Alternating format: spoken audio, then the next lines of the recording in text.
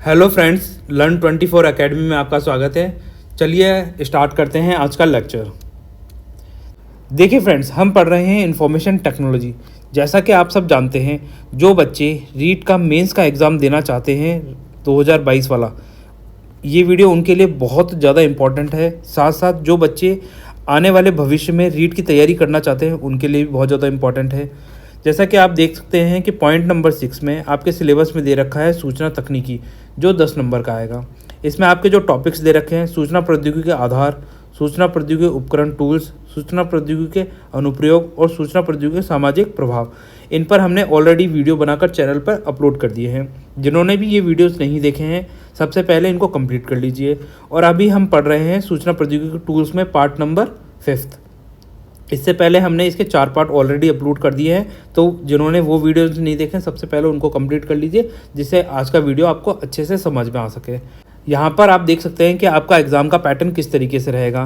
जैसा कि आप सब जानते हैं कि आपके 150 क्वेश्चन हैं, 300 मार्क्स हैं, 2.5 घंटे का पेपर है और 1/3 नेगेटिव मार्किंग है। तो चलिए आगे देखते हैं। देखिए फ्रेंड्स, हम पढ़ रहे थे सूचना प्रौद्योगिकी उपकरण टूल्स पार्ट 4, जिसमें हमने देखा था कैटेगरीज ऑफ कंप्यूटर नेटवर्क। सबसे पहले हमने देखा लोकल एरिया नेटवर्क, फिर उसके बाद हमने देखा मेट्रोपॉलिटन एरिया नेटवर्क, फिर उसके बाद हमने देखा वाइड एरिया नेटवर्क। जिसने भी ये लेक्चर नहीं देखा है, सबसे पहले इसको कंप्लीट कर लीजिए, जिससे आपकी तैयारी और ज़्यादा मजबूत हो सके। और इस पर हमने एक क्वेश्चन किया था, जैसे कि एक छोटे क्षेत्र में फैले नेटवर्क को क्या कहते हैं। इसके 4 ऑप्शन थे। फर्स्ट ऑप्शन में दे रखा था लैन, मतलब लोकल एरिया नेटवर्क। दूसरा ऑप्शन दे रखा था वैन, मतलब वाइड एरिया नेटवर्क। तीसरा ऑप्शन दे रखा था मैन, मतलब मेट्रोपॉलिटन एरिया नेटवर्क। और चौथा ऑप्शन दे रखा था उपरोक्त में से कोई नहीं। तो देखिए, इसका आंसर है लैन, लोकल एरिया नेटवर्क, जो छोटे से क्षेत्र में फैला होता है। अगर देखिए इसी में आपसे ये क्वेश्चन पूछा जाता कि बहुत बड़े एरिया में फैले हुए नेटवर्क को क्या कहते हैं, तो हम क्या बोलते हैं, उसका नाम वैन बोलते हैं, मतलब वाइड एरिया नेटवर्क। आ जाइए, चलिए देखते हैं नेक्स्ट। अब देखिए, यहाँ पर आपसे वैन का पूरा नाम पूछा है, तो इसका आंसर आपको कमेंट सेक्शन में लिखना है। एंड अब देखते हैं नेटवर्क टोपोलॉजी। देखिए फ्रेंड, हम नेटवर्क टोपोलॉजी क्यों पढ़ रहे हैं? क्योंकि हम ICT इंफॉर्मेशन कम्युनिकेशन के टूल्स पढ़ रहे हैं। इसमें ये पढ़ना ज़रूरी है कि हम जब भी हमें संचारण करना है, कोई भी इन्फॉर्मेशन भेजनी है, रिसीव करनी है, किसी से कम्युनिकेट करना है, तो उसके क्या मेथड हो सकते हैं। तो ये नेटवर्क टोपोलॉजी एक बहुत इंपॉर्टेंट टूल है हमारे पास में, जिससे हम ये पता करते हैं कि कंप्यूटर्स को किस तरीके से कनेक्ट किया गया है, किस पैटर्न में कनेक्ट किया गया है। जैसा कि आप यहाँ पे पढ़ सकते हैं कि किसी नेटवर्क के नोड्स को परस्पर जोड़ने के तरीके को टोपोलॉजी कहते हैं। टोपोलॉजी से ही ये निर्धारित होता है कि नोड्स के मध्य डाटा संचारण के लिए कौन कौन से पथ उपलब्ध हैं। नेटवर्क स्थापित करने की लागत व जटिलता भी काफ़ी सीमा तक टोपोलॉजी पर ही निर्भर करती है। अतः टोपोलॉजी निर्धारित करते समय उसकी जटिलता, लागत, भविष्य में होने वाले विस्तार आदि बातों पर ध्यान देना आवश्यक होता है। अब आ जाइए, देख लीजिए कुछ इंपॉर्टेंट प्रकार की टोपोलॉजी कौन कौन सी होती है। रेखीय या बस टोपोलॉजी हो गया। इसमें क्या हुआ, एक सीधी लाइन होगी, इससे कंप्यूटर्स कनेक्ट रहेंगे, इसी को ही बस टोपोलॉजी बोला जाता है, सीधी लाइन को। वृत्ताकार या वलय टोपोलॉजी, सर्कुलर या रिंग टोपोलॉजी, किस तरीके की नाम पढ़ के आपको समझ में रहा है, गोल गोल सर्कल में कंप्यूटर को इस तरीके से अरेंज किया जाएगा कम्युनिकेट करने के लिए। देखिए तीसरी, तारा टोपोलॉजी या स्टार टोपोलॉजी, ये स्टार के पैटर्न में कनेक्टेड होंगे। देखिए वृक्ष टोपोलॉजी या ट्री टोपोलॉजी किस तरीके होगी, आप समझ सकते हैं कि पेड़ की आकृति किस प्रकार की होती है, उसी तरीके से कंप्यूटर को अरेंज किया जाएगा। फिर देखिए ग्राफ या जाल टोपोलॉजी, ग्राफ या मैश टोपोलॉजी किस तरीके की होगी, ये थोड़ी सी जटिल होगी, इसमें आपको पता नहीं होगा कौन सा पैटर्न इस्तेमाल में किया जा रहा है। आज ये इनके बारे में देखते हैं एक एक करके। आ जाइए फ्रेंड, अब देखिए आपके सामने रेखीय, इसको इंग्लिश में क्या बोलेंगे, लीनियर, और बस टोपोलॉजी को तो बस टोपोलॉजी बोलेंगे। तो आप ये देख सकते हैं कि ये जो लाइन है, सीधी रेखा से जो कंप्यूटर्स एक दूसरे से कनेक्टेड है, इसमें कितने भी कंप्यूटर्स आप एक लाइन में कनेक्ट कर सकते हैं। ये कंप्यूटर्स एक दूसरे पे डिपेंडेंट नहीं रहते। जैसे कि मान लीजिए एक कंप्यूटर ख़राब हो गया, तो क्या कम्युनिकेशन हो पाएगा? हाँ, बिल्कुल हो पाएगा, क्योंकि इसका संबंध इनसे है ही नहीं, ये इस पर डिपेंडेंट ही नहीं है ना। ये सेंट्रलाइज सिस्टम से कनेक्ट नहीं है, ये एक लीनियर सिस्टम में कनेक्ट है। एक कंप्यूटर के ख़राब होने से दूसरे कंप्यूटर पर इस पर कोई प्रभाव नहीं पड़ता है। ये काफ़ी सरल और सिंपल टाइप की टोपोलॉजी है, जिसका ज़्यादा से ज़्यादा इस्तेमाल होता है नेटवर्क में, है ना। जैसे कि आप ये देख सकते हैं कि हर एक सिरे को क्या बोला जाता है, टर्मिनेटर बोला जाता है। और ये जितने भी कंप्यूटर्स हैं, इन सबको एक नेटवर्क इंटरफेस कार्ड दिया जाता है, मतलब एक यूनिक कार्ड दिया जाता है, जिससे ये एक दूसरे से कनेक्ट रहते हैं। और हर किसी की लोकेशन आप आराम से ट्रेस कर सकते हैं कि कौन सा कंप्यूटर कौन सी जगह पर कनेक्टेड है। ठीक है, जहाँ पे आप पढ़ भी सकते हैं। जैसे देखिए इसमें सभी कंप्यूटर एक केबल से जुड़े होते हैं। कंप्यूटर को जोड़ने के लिए सामान्यतः कोएक्सियल केबल का इस्तेमाल किया जाता है, जो हम ऑलरेडी पहले ही पढ़ चुके हैं इसके बारे में। केबल के दोनों सिरों पर क्या लगे होते हैं, टर्मिनेटर लगे होते हैं। प्रत्येक कंप्यूटर या युक्ति डिवाइस एक नेटवर्क से जुड़ा होता है, जिसे क्या बोला जाता है, नेटवर्क इंटरफेस कार्ड बोला जाता है, मतलब NIC बोला जाता है। ये थोड़ा सा इंपॉर्टेंट पॉइंट है, एग्जाम में ऐसे ही पूछा जा सकता है इसकी फुल फॉर्म, NIC की फुल फॉर्म क्या होती है, तो आप इसको ध्यान में रख सकते हैं। प्रत्येक NIC का एक विशिष्ट पता होता है, जिसे क्या बोला जाता है, यूनिक एड्रेस बोला जाता है। जैसे मान लीजिए 150 कंप्यूटर हैं इस बस टोपोलॉजी पे। अब आपको कैसे पता चलेगा कि किस नंबर के कंप्यूटर से नंबर में ख़राबी आई है या फिर वो काम नहीं कर रहा है। तो ये जो यूनिक एड्रेस होता है, इससे आप उसका पता लगा पाते हैं आसानी से कि किस कंप्यूटर में ख़राबी आई है, कौन सी जगह पर है वो कंप्यूटर, है ना। तो इसीलिए बस इनको एक यूनिक एड्रेस दिया जाता है। देखिए रेखीय टोपोलॉजी सबसे सरल प्रकार की टोपोलॉजी होती है। इस टोपोलॉजी में डाटा संचारण के लिए ये आवश्यक नहीं है कि प्रत्येक कंप्यूटर चालू हो। अगर मान लीजिए कोई से भी कंप्यूटर सब बंद हैं और आपको इन्फॉर्मेशन इस कंप्यूटर से यहाँ भेजनी है, तो आप आराम से भेज सकते हैं, क्योंकि ये एक दूसरे से इंटरकनेक्टेड नहीं होते हैं। आ जाइए, चलिए देखते हैं नेक्स्ट। आ जाइए अब यहाँ पर देखते हैं कि इसके कुछ फ़ायदे या नुकसान। जैसा कि आप यहाँ पे देख सकते हैं, ये लीनियर या बस टोपोलॉजी है। यहाँ पर ये टर्मिनेटर है, तो यहाँ पर क्या होगा, रिपीटर्स लगाकर हम इसको और ज़्यादा एक्सटेंड कर सकते हैं और इसमें और कंप्यूटर्स भी जोड़े जा सकते हैं। तो ये कह सकते हैं कि इसमें कितने भी कंप्यूटर्स रिपीटर्स की सहायता से और एक्स्ट्रा जोड़े जा सकते हैं। देखिए इसमें परंतु एक खराबी भी है। क्या? जैसे कि मान लीजिए ये पूरी जो बस लाइन है, लीनियर लाइन है, अगर ये ख़राब हो जाती है तो क्या होगा, पूरा संचारण, कम्युनिकेशन जो हो रहा है वो पूरा का पूरा ठप पड़ जाएगा, क्योंकि सारा कम्युनिकेशन इसी पे डिपेंडेंट है। यहाँ पर मान लीजिए इतने सारे कंप्यूटर्स इस लीनियर बस टोपोलॉजी से कनेक्टेड हैं। कहीं कोई ख़राबी आ जाए तो उसे ढूंढना थोड़ा मुश्किल हो जाएगा, क्योंकि कोई भी किसी से इंटरकनेक्टेड नहीं है ना, सेंट्रलाइज सिस्टम नहीं है, तो हमें ये चीज़ें ढूंढने में थोड़ी दिक्कत आ सकती है। तो यही सारी चीज़ें यहाँ पे बता रखी हैं, जैसे कि आप पढ़ सकते हैं। यहाँ पे थोड़ा साफ़ कर देते हैं पहले इसको। देखिए किसी कंप्यूटर ख़राब हो जाने पर शेष नेटवर्क कार्य करता रहता है। इसका विस्तार करना भी काफ़ी आसान होता है, जो हम पहले ही देख चुके हैं। नए नोड कंप्यूटर या अन्य कोई युक्ति को बस में कहीं भी जोड़ा जा सकता है, किंतु इस टोपोलॉजी में नेटवर्क का नियंत्रण केंद्रीकृत नहीं होता है, अतः कहीं भी कोई खराबी आ जाने पर उसे ढूंढना मुश्किल हो जाता है। बस की लंबाई अधिक होने पर रिपीटर्स का प्रयोग करना पड़ता है। जैसा कि हमने देखा कि रिपीटर्स तो हमें जब भी हमेशा लगाने पड़ते हैं जब हमें किसी भी केबल को एक्सटेंड करना पड़ता है ना।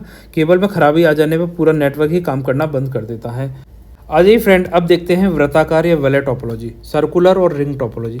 जैसा कि आप इस डायग्राम में देख सकते हैं, ये आपके सामने कंप्यूटर्स दे रखे हैं जो एक सर्कुलर शेप में एक दूसरे से कनेक्टेड हैं। यहाँ पर आप जैसे मान लीजिए इस कंप्यूटर को आप मेन कंप्यूटर रख देते हैं और इस कंप्यूटर को आप सेकेंडरी कंप्यूटर बोल देते हैं बाकी कंप्यूटरों को, ठीक है। अब ए कंप्यूटर ने क्या किया, इन्फॉर्मेशन बी कंप्यूटर को सेंड करी, तो हम क्या बोलेंगे इसको, हर एक कंप्यूटर अपने समवर्ती कंप्यूटर से क्या हो, एक नोड से जुड़ा होता है। एक से वो डाटा रिसीव कर रहा होता है और दूसरे को डाटा सेंड कर रहा होता है। तो इसमें यही चीज़ है, जैसे कि आप यहाँ पढ़ सकते हैं, प्रत्येक नोड अपने समवर्ती दो नोड से जुड़ा रहता है। वह एक नोड से डाटा प्राप्त करता है तथा दूसरे नोड को डाटा संचारित कर देता है। यहाँ पे देखिए, इसको पूरा पढ़ लेते हैं। इस टोपोलॉजी में सभी नोड एक वलय रिंग में जुड़े होते हैं। इन नोड्स को परस्पर जोड़ने के लिए ट्विस्टेड पेयर कोएक्सियल केबल अथवा ऑप्टिकल फाइबर केबल का इस्तेमाल किया जाता है, जो हमने ऑलरेडी पहले ही अपने वीडियोस में पढ़ लिया था इनके बारे में, तथा दूसरे नोड को डाटा संचारित कर देता है। ये हमने अभी देख लिया। प्रत्येक नोड डाटा संकेतों को आगे प्रेषित करने से पूर्व उन्हें क्या करता है, एम्पलीफाई करता है। कि मतलब जैसे मान लीजिए ये यहाँ से इन्फॉर्मेशन भेज रहा है, तो एक तो अगर ये नॉर्मल स्पीड में भेजेगा तो ये बहुत धीरे धीरे जाएगा, इसको एम्पलीफाई कर देगा, इसको शार्प कर देगा, जो चीज़ भेज रही है वही भेजेगा, तो ये ज़्यादा तेज़ी से जाएगा और बहुत अच्छी क्वालिटी में जाएगा। इसी को एम्पलीफिकेशन बोलते हैं। रिंग टोपोलॉजी में कोई मुख्य नियंत्रण कंप्यूटर नहीं होता है, अतः ये पीयर टू पीयर नेटवर्क के लिए, पीयर टू पीयर का मतलब होता है पर्सन टू पर्सन, जैसे इस बंदे से इस बंदे पे जा रहा है, इसी को पीयर टू पीयर नेटवर्क कहा जाता है। यह भी एक विश्वसनीय टोपोलॉजी है, क्योंकि इसमें डाटा संचारण केवल एक कंप्यूटर पर निर्भर नहीं करता। इसमें रिपीटर्स की भी आवश्यकता नहीं पड़ती। रिपीटर्स की आवश्यकता कब पड़ती है, जब एक वायर होता है और इसमें आप अलग अलग जुड़े होते हैं और इस वायर को जब एक्सटेंड करना होता है तब रिपीटर्स लगाए जाते हैं, जो हमने इससे पहले देखा था। किंतु इसमें यदि कोई भी एक कंप्यूटर ठीक से कार्य ना करे तो पूरा नेटवर्क क्या कर जाता है, फेल कर जाता है। एक नोड हटाने पर या नया नोड जोड़ने के समय भी पूरा नेटवर्क बाधित हो सकता है। आ जाइए फ्रेंड, अब देखते हैं तारा टोपोलॉजी, जिसे इंग्लिश में क्या बोलेंगे, स्टार टोपोलॉजी। जैसा कि आप सब देख सकते हैं, स्टार पैटर्न आप जानते हैं, स्टार इस तरीके का स्टार होता है। अब जो बीच में जो सेंटर में जो कंप्यूटर रखा हुआ है स्टार पैटर्न में, आप इसे क्या बोलेंगे, हब या होस्ट बोल सकते हैं, ठीक है। यहाँ पे कोई भी जो दो नोड होते हैं, जैसे ये दो कंप्यूटर हैं, एक दूसरे से डायरेक्ट कनेक्टेड नहीं होते, ये होस्ट या हब के द्वारा ही एक दूसरे से कनेक्टेड होते हैं, जैसे कि आप यहाँ डायग्राम में देख सकते हैं। आगे चलिए इसको देख लेते हैं। इस टोपोलॉजी में सभी नोड्स एक केंद्रीय कंप्यूटर से जुड़े होते हैं, जिसे हब या होस्ट कहा जाता है। इसमें कोई भी दो नोड परस्पर सीधे नहीं जुड़े होते हैं, जैसा कि हमने अभी देखा। नोड्स के मध्य संचारण केंद्रीय कंप्यूटर के माध्यम से ही होता है। ये सभी नोड के मध्य होने वाले सभी संचारण को नियंत्रित करता है।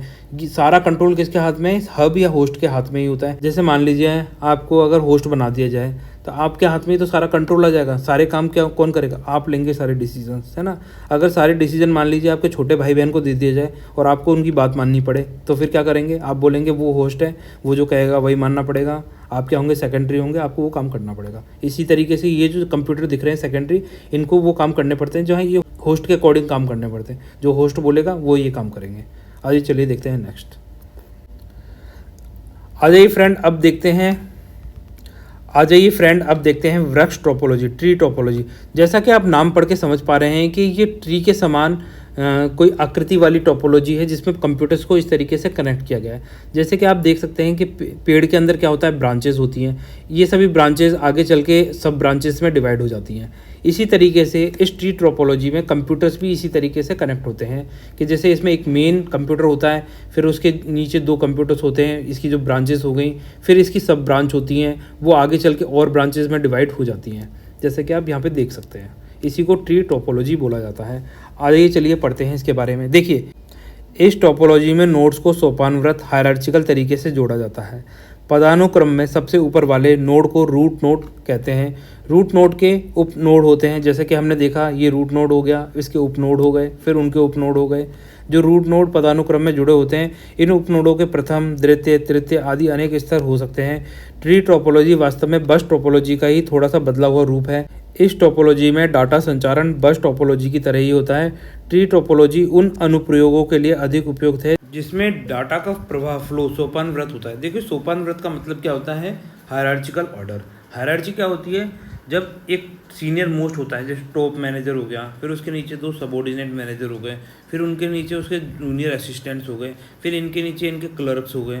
तो इस तरीके से ये ऑर्डर है, हायरार्चिकल ऑर्डर बोला जाता है इसको।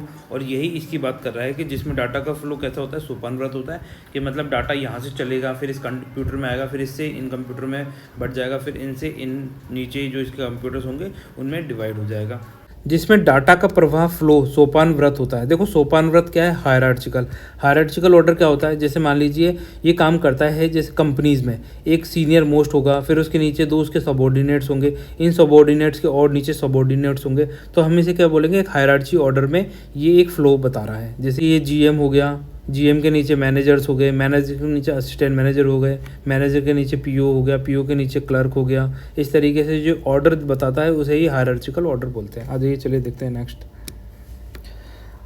देखिए फ्रेंड्स, ग्राफ या जाल टोपोलॉजी ये क्या है? आप ये देख सकते हैं कि सारे कंप्यूटर्स एक दूसरे से भी कनेक्टेड हैं इस जाल के थ्रू। कोई सा भी कंप्यूटर किसी दूसरे को इन्फॉर्मेशन दे सकता है। इसमें ये दोनों कंप्यूटर भी आपस में एक दूसरे से जुड़े हुए हैं, और ये कंप्यूटर इससे भी जुड़ा हुआ है, इससे भी जुड़ा हुआ है, इससे भी जुड़ा हुआ है, इससे भी जुड़ा हुआ है, इससे भी जुड़ा हुआ है। तो हम ये कह सकते हैं इस टोपोलॉजी में नोड्स को एक दूसरे से जोड़ने के लिए कोई विशिष्ट संरचना काम में नहीं ली जाती। एक नोड किसी भी दूसरे नोड से जुड़ा हो सकता है तथा एक से अधिक नोड से भी जुड़ा हो सकता है। इस टोपोलॉजी में ये भी आवश्यक नहीं है कि सभी नोड्स एक दूसरे से जुड़े हों। तो आ जाइए, चलिए देखते हैं नेक्स्ट। आ जाइए, अब करते हैं क्वेश्चन। देखिए, आपके सामने ये क्वेश्चन, निम्न में से कौन सा माध्यम धातु के तार से नहीं बना है? तो इसमें सीधा सिंपल सा पूछ रहा है किसमें धातु का प्रयोग नहीं होता है। आपके सामने चार ऑप्शन है। पहला ऑप्शन ट्विस्टेड पेयर केबल, क्या इसमें धातु का प्रयोग नहीं होता? दूसरा ऑप्शन है कोएक्सियल केबल, क्या इसमें धातु का प्रयोग नहीं होता? तीसरा ऑप्शन है ऑप्टिकल फाइबर केबल, क्या इसमें धातु का प्रयोग नहीं होता? या उपरोक्त में से कोई नहीं? देखिए, सबसे पहले आपको क्या करना है? वीडियो को करना है पॉज, और फिर इसका आंसर कमेंट सेक्शन में लिखना है, जिससे आपकी तैयारी और ज़्यादा मजबूत हो सके। आई थिंक आपने इसका आंसर दे दिया होगा। चलिए मैं इसका आंसर आपको बताता हूँ। अब देखिए, देखो, ट्विस्टेड पेयर केबल होती है जो आपस में एक दूसरे से लिबड़ी हुई होती है, और आगे चल के इसके दो सिरे होते हैं, मतलब दो वायर होते हैं, एक दूसरे में अंटे लगे रहते हैं। तो ये इसमें कॉपर वायर, एल्यूमिनियम वायर का इस्तेमाल किया जाता है, तो ये तो नहीं है। कोएक्सियल केबल नई प्रकार की केबल थी जिसका इस्तेमाल डिश टीवी में किया जाता था, और इसमें भी एक कॉपर वायर होती है मोटी सी अंदर, ठीक है।